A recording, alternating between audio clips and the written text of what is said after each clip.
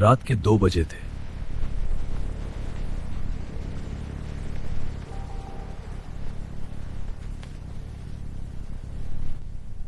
तभी इमरान की हेडलाइट्स के सामने कुछ दिखाई दिया। 5 औरतें काले बुर्के में, और उनके चेहरे देखकर इमरान का खून जम गया। ये लोग यहाँ क्या कर रही हैं?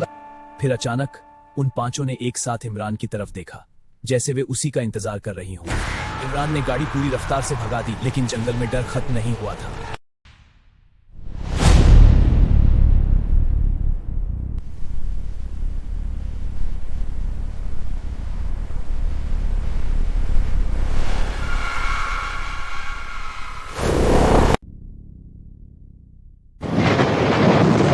कुछ कैद कभी आजाद नहीं होनी चाहिए।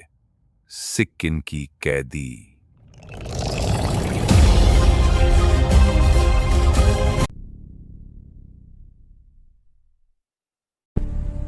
कुछ घर सिर्फ ईंटों से नहीं बनते, कुछ घर गुनाहों से बनते हैं।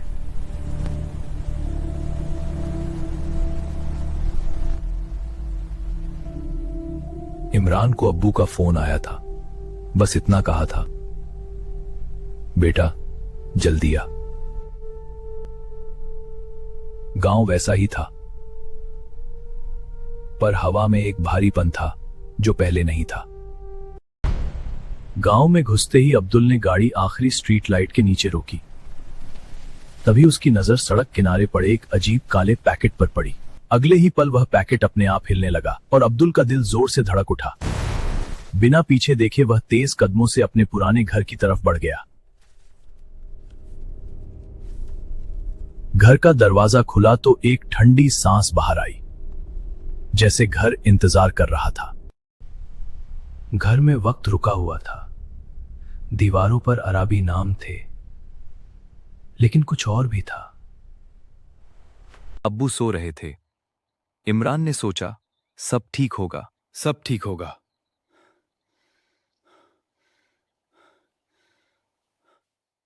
रात के 3:15।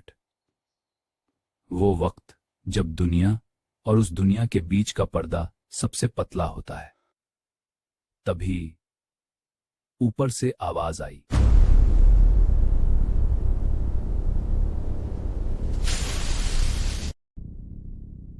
उसे नहीं जाना चाहिए था, लेकिन वो गया। वो कमरा 40 साल से बंद था और अंदर से कोई उसका नाम ले रहा था। इमरान, इमरान, इमरान। कमरा खाली था। बस एक पुरानी जायनमाज़ बिछी थी। लेकिन जाते वक्त उसने देखा, जायनमाज़ पर कदमों के निशान थे, काले, ताजे। सुबह इमरान गांव के बुजुर्ग मौलवी साहब के पास गया।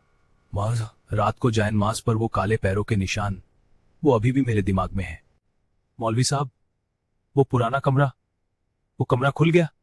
जैसे ही इमरान ने उस कमरे का जिक्र किया, मौलवी साहब के हाथ से तस्बीह गिर गई। वो कमरा खुल गया क्या?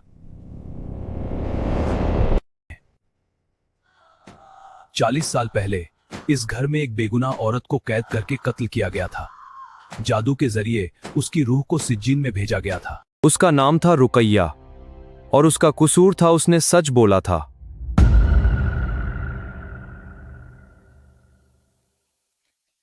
रुको मत, घर छोड़ दो। मौलवी साहब बोले, वो सिज्जीन से वापस आई है। जो उसकी रूह को कैद करने वाले का खून है वो चाहती है। वो तुम्हारा खून चाहती है।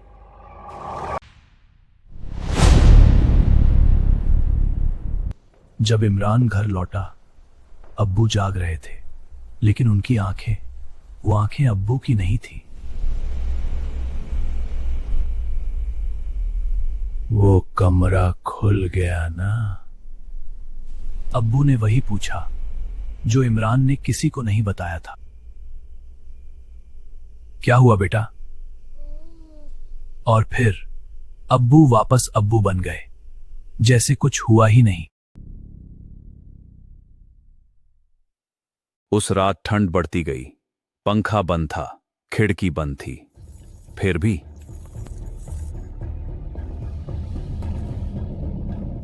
वो कमरे के कोने में खड़ी थी, बुर्के में, बिल्कुल चुप, बिल्कुल स्टिल।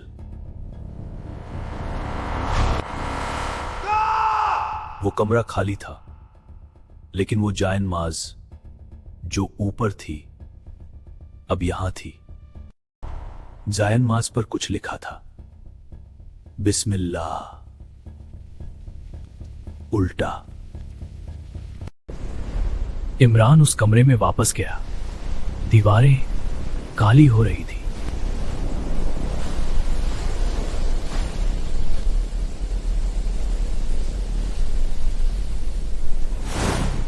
छत से काला पानी टपका।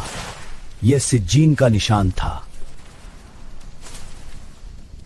और वो आ गई, सिज्जीन की कैदी, रुकैया। उसने नकाब हटाया। चेहरा नहीं था, सिर्फ अंधेरा।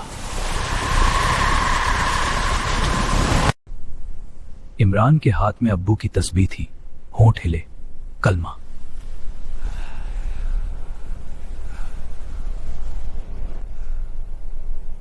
वो हटी, लेकिन रुकी नहीं। कलमा काफी नहीं था।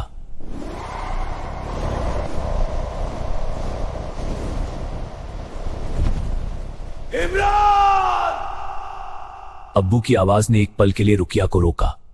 इमरान समझ गया, वो उसके पीछे नहीं थी, वो अब्बू के पीछे थी।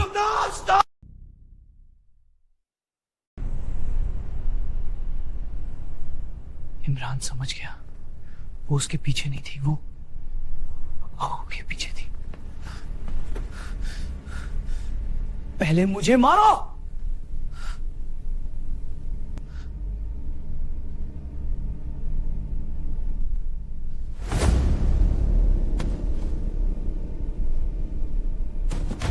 दरवाजा बंद हो गया। अब वो अंदर थे, रुकैया भी।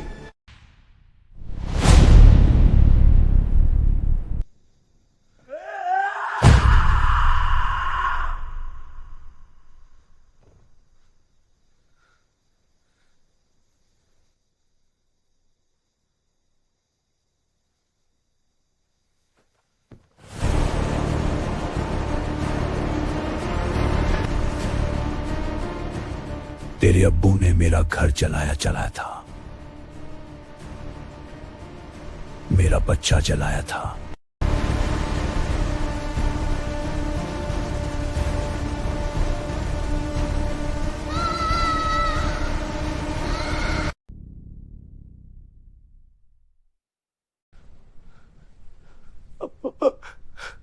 नहीं किया।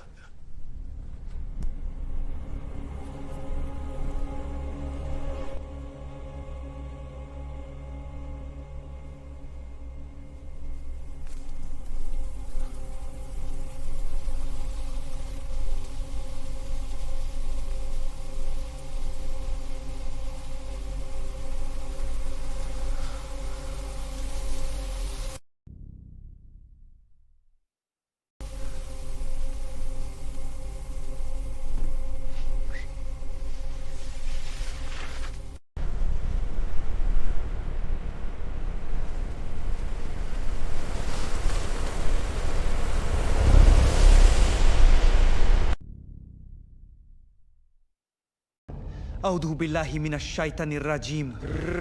बिस्मिल्लाहिर रहमानिर रहीम। ला इलाहा इल्लल्लाह।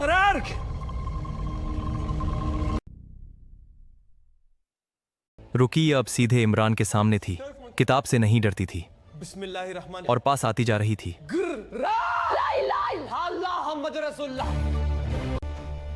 अब्बू उठे, हाथ में तस्बीह और रुकैया की पीठ पर।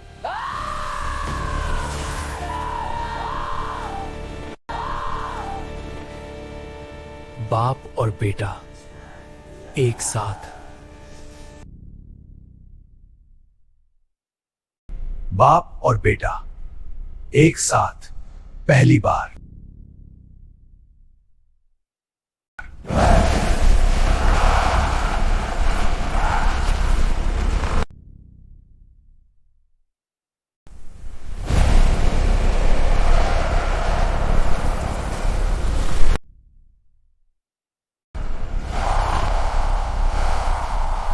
रुकैया का बुर्का जलने लगा, लेकिन वो रुकी नहीं।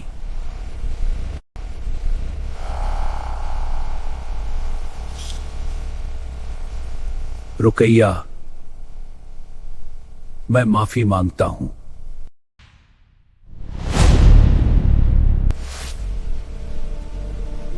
बुर्के के नीचे एक थकी हुई मां थी, 40 साल की थकान। लेकिन सिज्जीन की चीज इतनी आसानी से नहीं जाती। रुकैया ने झपट्टा मारा, इमरान बीच में आ गया।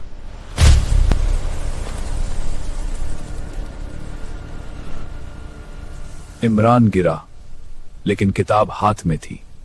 आखिरी लाइन, एक्सोर्सिजो ते इन नोमिने आ। रोशनी, चीख, फिर खामोशी।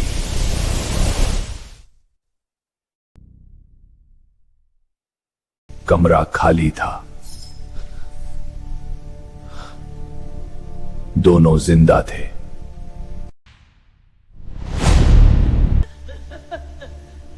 रुकैया गई थी, लेकिन सिज्जीन का दरवाजा एक बार खुलता है तो बंद नहीं होता।